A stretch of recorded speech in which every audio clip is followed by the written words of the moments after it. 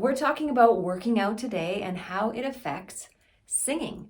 So, absolutely, the way that you work out, the way you build strength, the way you build stamina, the way you build your calisthenics or your conditioning, if you go running, if you weight train, if you use TRX cables, whatever you're doing to build more strength or, have a better physique, carve out a little bit more chiseled tone, whatever you're trying to do, if you are doing it in a certain way, it will help your singing. If you're doing it in another way, it will cause more tension and more of the habits that we're looking to avoid.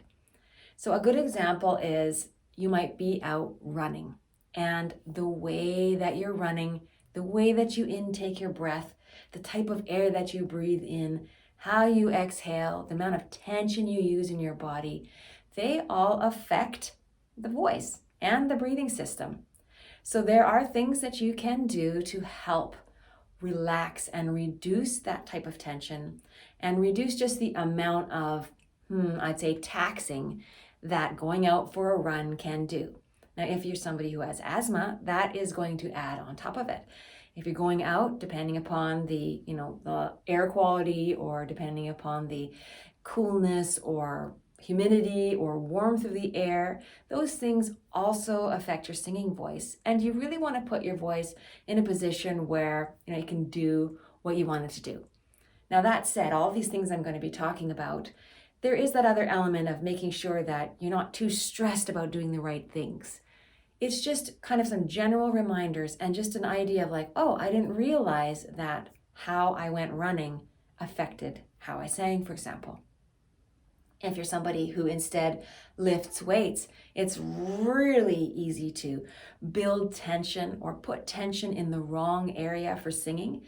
You might think, great, I'm building my biceps, I'm building, whatever it is I'm trying to build, my core, my abs, my legs, but you might be using certain muscles that are causing issues down the road for singing. We definitely want to make sure that how we work out really, really, really helps us sing better, or at least not sing worse. So have you ever started a workout routine and then all of a sudden realized after, you're like, I don't know why, but my voice is feeling better, I'm feeling good mentally, but things are feeling a little tight or a little bit forced, a little bit pushed. That is no coincidence. Those things are definitely hand in hand linked.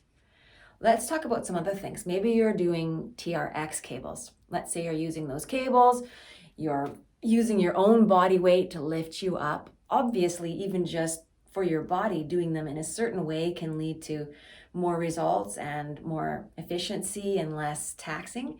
It's the same thing, depending upon how you do those or what exercises you choose, it can help load the very muscles we want to stay away from loading, or it can help relax and release the muscles that we're trying to help keep released in order to help your voice feel good after you do it.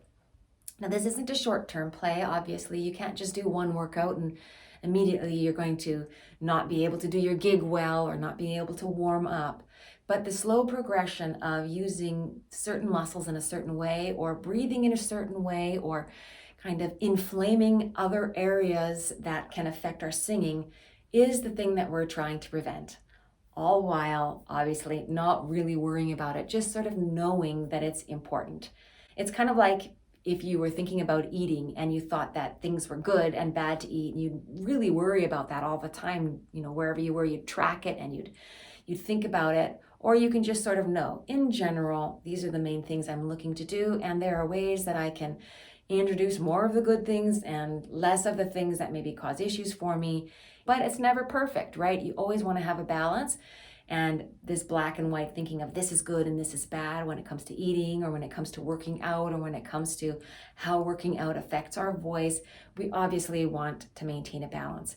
But what I wanted to help singers understand is that you may be experiencing, tension and, troubles getting up to those high notes and, having to push or force or lower keys simply because the way you're doing your workout is causing those things to happen. If you're somebody who loves to work out and are also a singer, I would love to hear from you in the comments below what your activities are that you love to do.